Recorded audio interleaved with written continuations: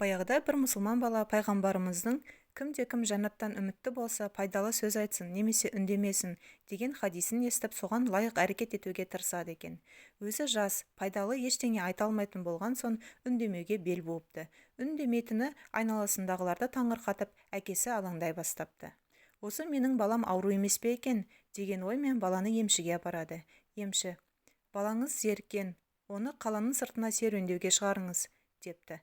Әкесі баланы ертіп қаланың сыртына, орман, тоғайлы жерге серуенге шығады. Екеуі келе жатса, бір тоты құс шықылықтай береді. Әке баласының көңілін көтермек болып, дыбыс шыққан жерді іздеп жүріп, тоты құсты ұстап алады.